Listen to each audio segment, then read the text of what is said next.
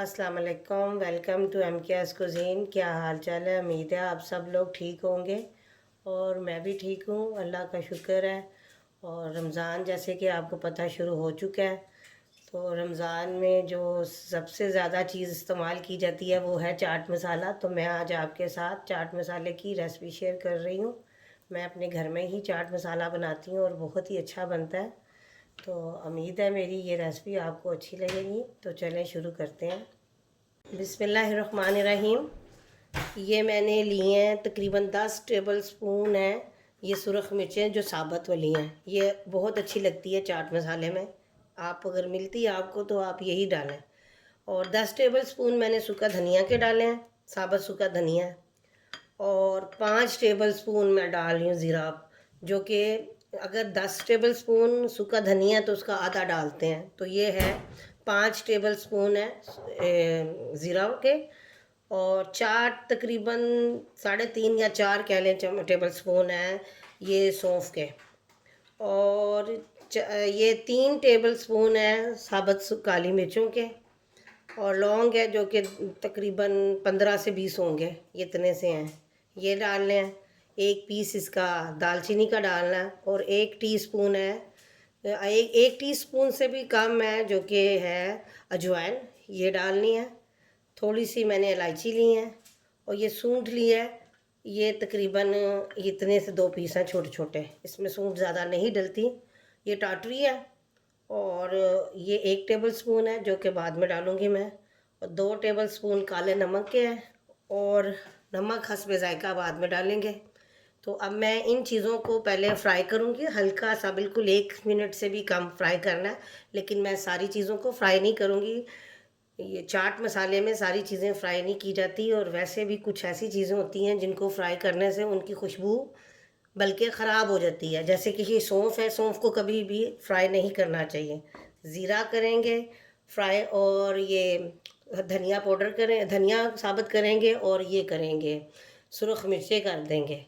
इसके अलावा जो काली मिर्चें करेंगे, बाकी चीज़ें के हम इन चीज़ों को बाकी जो बची हैं इनको फ्राई नहीं करेंगे। जैसे कि ये सौंफ है, ये भी फ्राई नहीं होएगी।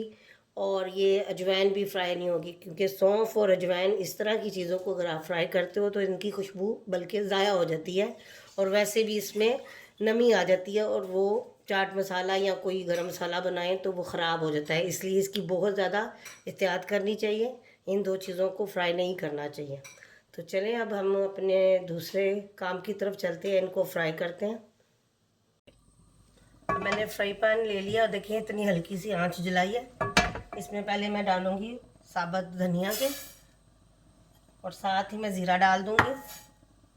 इसको मैं हल्का सा सिर्फ थोड़ी देर के लिए, तकरीबन 30 सेकंड के लिए कह लें, इनको फ्राई करना है। साथ ही मैं डाल दूंगी इसमें साबुत मिर्चें भी और ये काली मिर्चें भी। ये 4 चीज़ें मैंने की हैं। बाकी जो चीज़ें हैं उनको मैंने फ्राई नहीं करना, उनको मैं वैसे ही रहने दूंगी। इसको तकरीबन 30 सेकंड या 1 मिनट से ज़्यादा नहीं करते, क्योंकि वरना ये जल जाता है और इसकी अच्छी खुशबू आने के बजाय ख़राब आनी शुरू हो जाती है। अब ये हो चुका है, अब मैं इसकी आंच बंद करने लगी हूँ और इसको ठंडा होने के लिए रख रही हूँ। अब ये ठंडा हो चुका है, मैंने तकरीबन इसे 20 मिनट तक रखा था। और मैं ये सारे ये जो है मसाले इसमें डाल रही हूँ ताकि इससे मैं अच्छी तरह ग्राइंड कर सकूँ। ये देखिए मैंने इतना ये निकाल दिया। और अब मैं इसमें नमक और थोड़ा डाल रही हूँ, नमक आप अपनी ज़रूरत के मुताबिक डालें। और 1 चम्मच मैं सुरख मिर्चों का डाल रही हूँ सिर्फ कलर के लिए, क्योंकि इसका कलर लाइट लगता है। तो ये 1 चम्मच ये डाल रही हूँ सिर्फ। तो ये टाटरी जौन सी है मैं बिल्कुल एंड में डालूँगी। तो मैं इसको दोबारा ग्राइंड करती हूँ। अब मैंने मसाला सारा पीस लिया और इसमें मैं टाटरी डाल रही हूँ। ये डाल के अब दोबारा मिक्स करूँगी। इसमें 2 टेबल स्पून डाली थी टाटरी, क्योंकि 1 टेबल स्पून नफ़ नहीं था, क्योंकि मैं ज़्यादा बना रही थी, इसलिए मैंने इसमें 2 टेबल स्पून डाली है। चलें, ये चाट मसाला तैयार है, जो कि मेरी एक बहुत ही प्यारी दोस्त सिदरा ने रिक्वेस्ट की थी। उनकी रिक्वेस्ट पे ये बनाया है और उम्मीद है उनको ये रेसिपी पसंद आएगी, फिर वो ख़ुद भी ट्राई करेंगी। और उन्होंने चाट मसाले की रेसिपी मांगी थी, और टिक्का मसाले की, और बिरयानी मसाले की, जो कि मैं बाद में वो भी दूंगी, क्योंकि अभी वो चीज़ें अवेलेबल नहीं हैं यहाँ पर, तो इस वजह से मैं बना नहीं पाई। इंशाल्लाह बहुत जल्दी वो भी रेसिपी आपके साथ शेयर करूँगी। और जैसे कि चाट मसाला रमज़ान है तो रमज़ान में बहुत ही काम आता है, आप भी बना के इससे रख लें, 1 साल तक ये ख़राब नहीं होता। और रमज़ान में तो तकरीबन आपको रोज़ ही इसकी ज़रूरत पड़ती है। जैसे कि चाट में आप डाल लें, इसको दही भल्ले में डाल लें या पकौड़ों में, किसी भी तरीके से ये चीज़ इस्तेमाल आपकी ज़रूर होगी। और चाट मसाला जो है वो तो हर घर की ज़रूरत है। तो उम्मीद है मेरी ये रेसिपी आपको ज़रूर पसंद आएंगी। और रमज़ान के महीने में आपसे बस रिक्वेस्ट है कि आप दुआओं में मुझे अपनी शामिल रखें। और अगर मेरी ये रेसिपी अच्छी लगती है तो लाइक करें, शेयर करें, सब्सक्राइब करें और मुझे अपनी दुआओं में याद रखें। रमज़ान की बरकत में से अल्लाह ताला सबको हिफाजत करे और कोरोना को दूर करे और दोबारा फिर हमारी ज़िंदगियों में सुकून आए।